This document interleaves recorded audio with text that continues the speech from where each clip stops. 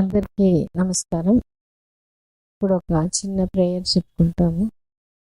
ఇక్కడ చేరి ఉండే ప్రతి కాబోయే తల్లిదండ్రులు కూడా మంచి బిడ్డ అంటే మంచి ఆరోగ్యం, మంచి తెలివితేటలు, మంచి గుణాలు కలిగే మంచి బిడ్డని సంతోషంగా, ఈజీగా, కాన్ఫిడెంట్గా తీసుకుంటారు అని ప్రార్థిస్తున్నాను.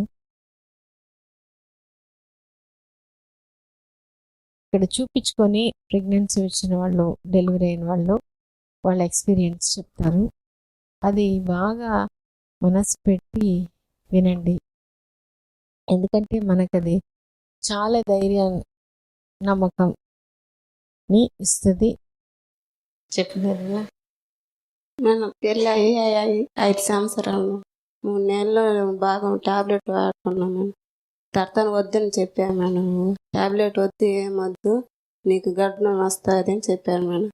మళ్ళీ ఇంజక్షన్ గుచ్చుకోవాలని చెప్పాను మేడం. మళ్ళీ నేను తిట్టాను మేడం, నీకు వస్తుంది, నీకు వద్దు, ఏమొద్దు అని చెప్పాను. మళ్ళీ 3 నెలల తర్వాత ఆపేసి హాస్పిటల్కే రాబాక అని చెప్పాను మేడం. 3 నెలల తర్వాత వచ్చేస్తే గర్భం వచ్చింది మేడం. ఏమనుకున్నావు అప్పుడు ఏమి అనుకోను మేడం. నాకు ఇప్పుడే గర్భం రావాలి, ఏదైనా చేయమంటే ఇంకా నువ్వు టెన్షన్ అప్పుడు టెన్షన్ కూడా ఉంది మేడం.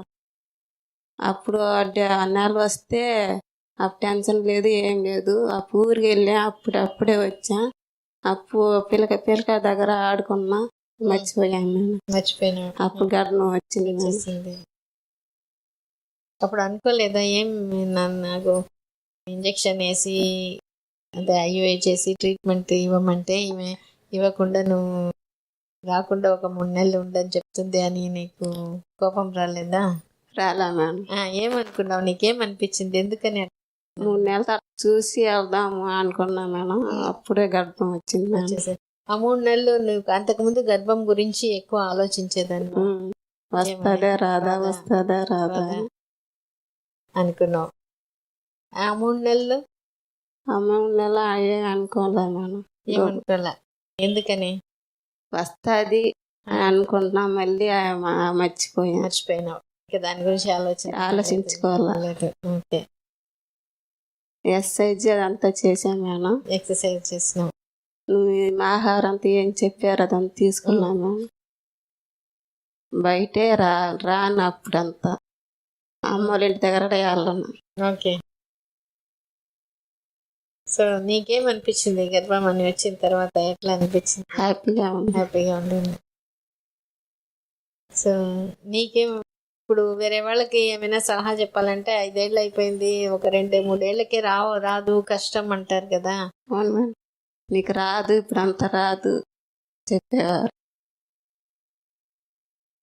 ఇప్పుడు ఏమనిపిస్తుంది? హ్యాపీ, సంతోషం. సరే, చాలా థ్యాంక్స్ నిర్మల.